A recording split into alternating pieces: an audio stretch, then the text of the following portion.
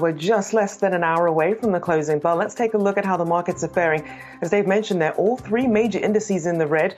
We did see the Nasdaq briefly touching into the green before falling back down. The Dow down just over 1%, the S&P 500 down 0.88%, and the Nasdaq down 0.9%.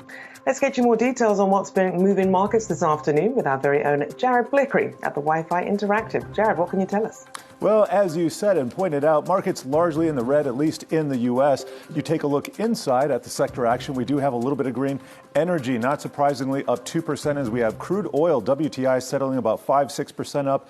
Utilities, the defensive sector, also in the green. But check out what's in the red. Healthcare, financials, communication services, tech, consumer discretionary. All of those are underperforming the S&P 500, our benchmark. And here's what the Nasdaq 100 looks like. You can see Apple's a standout, up over 1 3/4%. Tesla up about 0.75%, but most of these other stocks in the red. A few standouts here.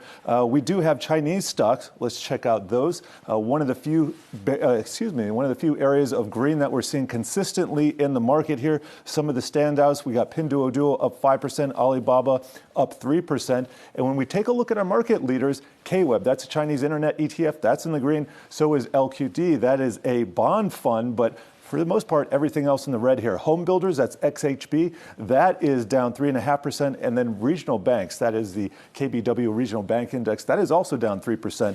And part of that has to do with what's going on in the bond market. We do have Treasury yields edging down. And let me just get the 5-year T-note yield, which has been on a tear lately. But you can see that red candle, that tiny red candle, that is today's price action, down 5 basis points. So a little bit of easing on the bond front, 10-year down 5% or 5 basis points, and the 30-year down a little bit more, 7 basis points. Also checking on the U.S. dollar index, you can see it's been consolidating for several weeks now, about in the middle of its range.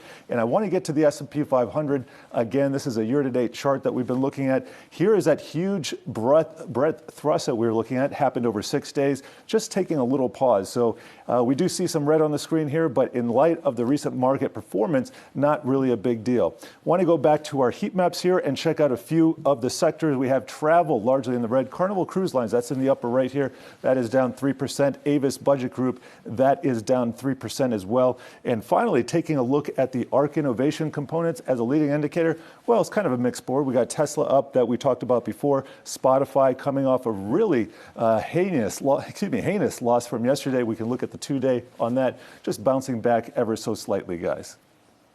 All right, Yahoo Finance's Jared Blikre. Thank you so much for that breakdown.